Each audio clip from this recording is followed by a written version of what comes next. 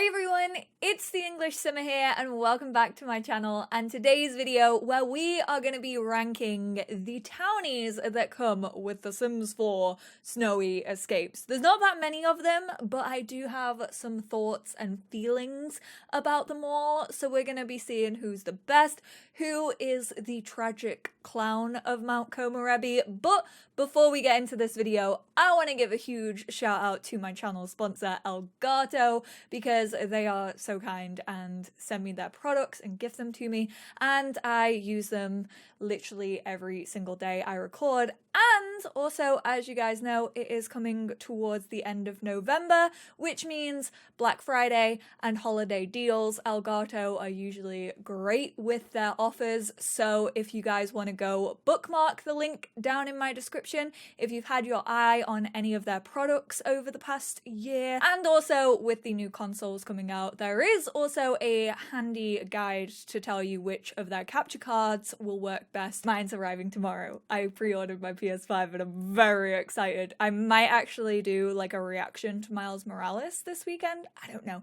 I haven't really decided. But enough about the PS5. There's only 3 families in Mount Komorebi, which really isn't a lot. However, this is actually the first pack where we've had lore behind the townies. They have their own sentiments towards one another, which is really cool to see. Jessie, aka Plumbella, aka one of my best friends in the entire world, just uploaded a video where she went over the history of the lore of Mount Komorebi and its townies, so I will link that down below. We have Shikiko, we have Shiguri, and then we also have Kaori.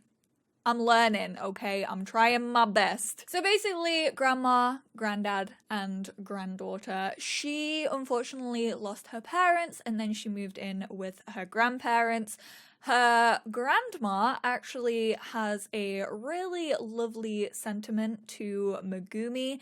They feel like closely connected. However, Magumi doesn't share the sentiment back, so very one-sided. Outside of her sentiment, like, she's a sweet old lady, and honestly, she probably gets bumped up one tier for being an old person, because I don't know, I just love old people. Like, when I see an old person when I'm driving down the street and they're just like walking along like by themselves, I genuinely want to like stop and like pick them up and be like, where do you need me to drive you to?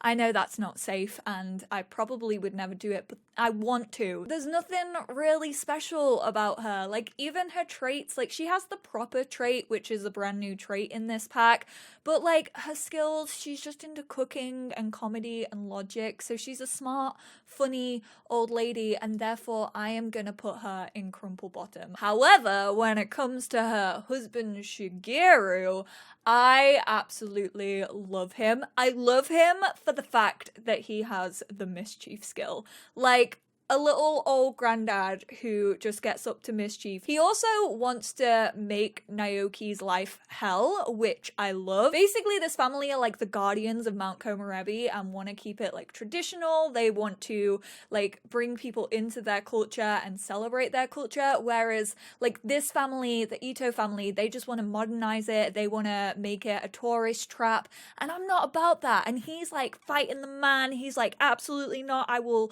will stand for Mount Komorebi and I'm gonna keep its traditions alive, and therefore I can get behind him. He's also into mixology, which makes me think that he works at like the izakaya. So he's gonna go to Rosebud. I don't think he makes it into my motherlode category, but I do love him and I probably would defend him with my life. And then we have Kaori, who I love Kaori, I really, really do.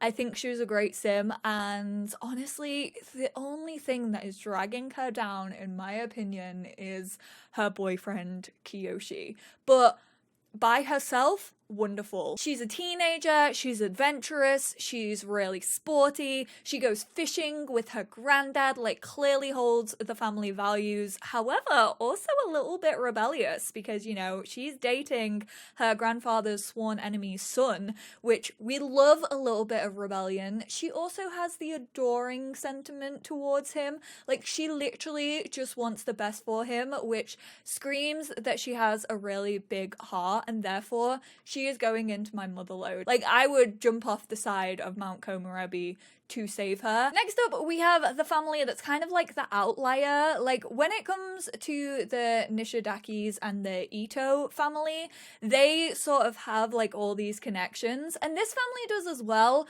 They're just not as interesting in my eyes. These are like the vanilla Sims of this pack. So Kado is into rock climbing. He's not into snowboarding or skiing, which honestly I thought he was going to be a snowboarder, but he's only into rock climbing. He's in the salaryman career. These two moved from the city back to Kado's hometown of Mount Komorebi, and his teen love used to be Magumi. However, he actually doesn't hold any sentiments towards Magumi. Again, another one-sided sentiment in the game, which we love. Give us options for those storylines that we can play out. And he also has it's awkward relationship between her because they used to be teen lovers. There's clearly a little bit of unresolved history there. However, he goes down in my estimations because he literally brought his family back to his hometown, didn't introduce his wife to like any of his friends, which is weird in itself. That's a red flag. And then also has this unresolved thing with his teenage romance. Like, hello, you are clearly at least in your mid to late 20s. So the fact that you have not resolved this, nope, you are going in the Grim Reaper. You're not the worst of the worst, but you're also not my favorite. I think he's an interesting character. Yes, I have already befriended him in my Let's Play because I do think he's cool, but he ain't my favorite. Also, I will point out, these Sims, like, in Create a Sim, I don't know what it is, but their faces just seem really wide. You know how there's that one Sim in Strangeville who just has a really oversized head for her body? She kind of looks like a bobblehead. These Sims kind of remind me of them as well, so I'm kind of scared to see how their kids are gonna age up. Then we have his wife, Jenna, who already is better than him because she just seems to, like, love him enough to be like, yeah, we'll move to Mount Komorebi, that's fine. She's a strong, independent lady. She has a career. She is also a salary person. I think they're both, like, level 6 in the salary person career, so, you know, she's working her way up. She's also a level 4 in rock climbing and snowboarding, therefore way cooler than her husband in my opinion, but also she is kind of just there, which sounds really bad, but I'm gonna put her in crumple bottom. Then we have their kids who honestly, they're both boring as hell. This guy's an art lover. This is Taku. And then we have Miki. I think that's how I pronounce her name. And she's a goofball. Honestly, Taku is going in Tragic Clown because I really don't care for him. It sounds really bad. Maybe I'm just jealous that he has the hair that's only available for kids and weirdly not available for adults. But I just don't really like him. I have no, like, affiliation to him whatsoever. Whereas his sister is, like, at least a goofball, and therefore that's why I'm putting her in my Grim Reaper category. And then finally, we have the Ito family, who once again bring the drama to the table. So I already talked about this, but Naoki, the father, he is a businessman. He also has mischief in his skill range, so clearly these two have been in, like, prank wars between one another, which I love. I kind of love that childish side of, like, I want to do this with the town, but I want to do this, and guess what? We're just gonna have a prank war to see who can win. However, other than that, he is a little bit basic. If you do have Get Famous, he is a 2-level celebrity, which I already dislike because He just seems full of himself. Like, Naoki, to me, really seems full of himself. He's into fitness. He's like a level 9 in skiing. Like, he's actually gonna go into tragic clown. I love the drama that he brings to the table, but I genuinely he gives me the heebie-jeebies. There's something about him. Then we have Magumi, who is actually Naoki's wife.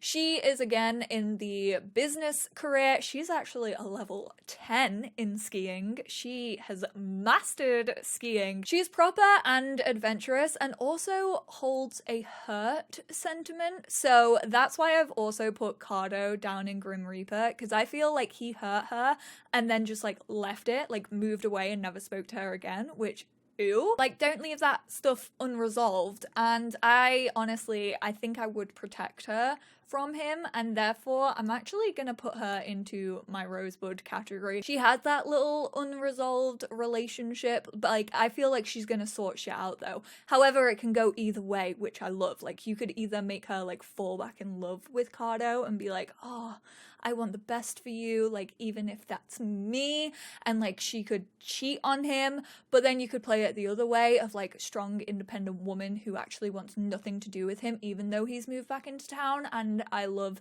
the range. Then we have the Ito's son, who is Kiyoshi. He is actually the boyfriend of Kaori. However, you know how I said she has the adoring sentiment to him? Like, she literally wants the best for him and just wants him to be happy.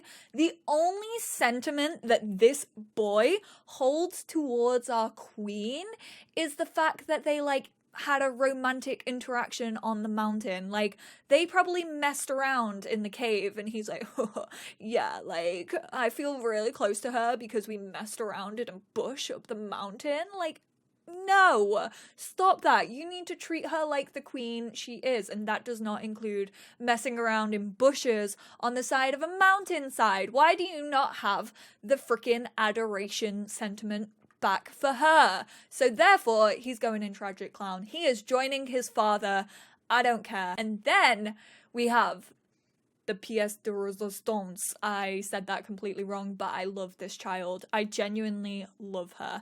This is Nanami. One, she has already fallen like thousands of times in my Let's Play, which I love. She wears a school uniform all of the time. What a badass. Gives me like Alexandra Goth and Cassandra Goth vibes from like original Sims. I feel like for some reason they always used to wear school uniforms, and that I love a little bit of a throwback, but this child is a kleptomaniac, and that's why she's going straight into my motherload category. Like, these two, very plain Jane, you know, one of them's into like socializing and motor skills, the other's into like art and thinking.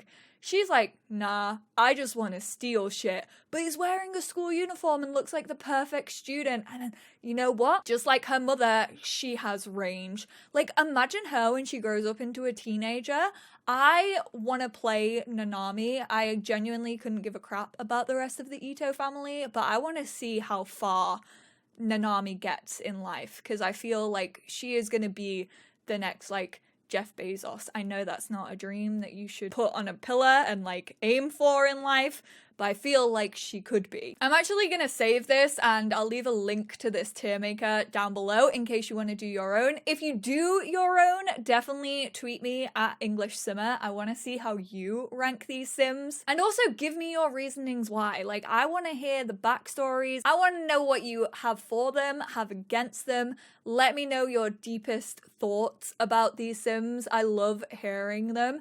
And thank you guys so much for tuning in. I hope you enjoyed this video. And if you haven't watched it yet, yes, I am doing a Let's Play of Snowy Escape. I have my own Sims that I'm playing, and we are getting to know all of these townies. So if you haven't checked it out, it will be linked at the end of this video in case you want to. You've only missed like the past 4 parts, so super easy to catch up on. Thank you guys so much, and I will speak to you all in my next one. Bye!